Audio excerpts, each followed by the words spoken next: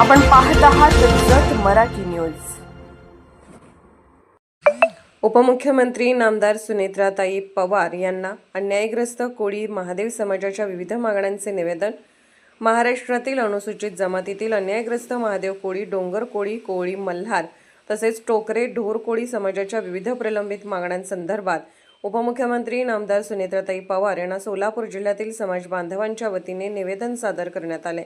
हे निवेदन आद्य क्रांतिकारक राघोजी भांगरे प्रणित आदिवासी कोळी महादेव, डोंगर कोळी, कोळी मल्हार, टोकरे ढोर कोळी जमाती संघर्ष समितीच्या राज्य उपाध्यक्ष प्राध्यापक बाळासाहेब बळवंतराव, शिक्षक समितीचे नेते सुनील कोरे, गुंडीबा कांबळे, आवेश करकमकर आणि शिवाजी जाधव यांनी सादर केले। निवेदनात अनुसूचित जमातीतील महादेव, मल्हार, टोकरे ढोर कोळी समाजातील पात्र नागरिकांना जात प्रमाणपत्र व जात वैधता प्रमाणपत्र सुलभ आणि पारदर्शक पद्धतीने मिळावे अशी प्रमुख मागणी करण्यात आली आहे।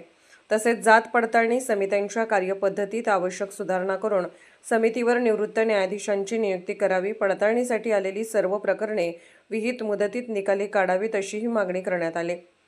याशिवाय टीएसपी क्षेत्रातील नागरिकांना लागू असलेले निकष ओटीएसपी क्षेत्रातील समाज बांधवांनाही समान पद्धतीने लागू करून जात वैधता प्रमाणपत्र देण्यात यावे अशी मागणी निवेदनात करण्यात आली आहे। शासन सेवेत कार्यरत असलेल्या समाजातील अनेक कर्मचाऱ्यांना विनाखंड सेवा, अनुकंप नियुक्ती तसेच पदोन्नतीचे लाभ इतर समाजाप्रमाणेच मिळावेत अशीही मागणी करण्यात आली।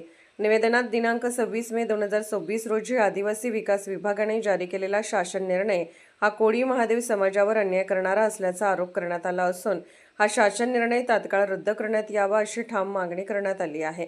यावेळी राष्ट्रवादी युवक काँग्रेसचे प्रदेश सचिव श्रीकांत शिंदे तसेच महादेव कोळी कर्मचारी संघटनेचे पदाधिकारी आणि समाज बांधव मोठ्या संख्येने उपस्थित होते। समाजाच्या प्रलंबित प्रश्नांवर शासनाने सकारात्मक भूमिका घेऊन लवकरात लवकर न्याय द्यावा अशी अपेक्षा उपस्थितांनी व्यक्त केली। जत मराठी न्यूज चॅनलला लाईक करा, शेअर करा आणि सबस्क्राईब करा।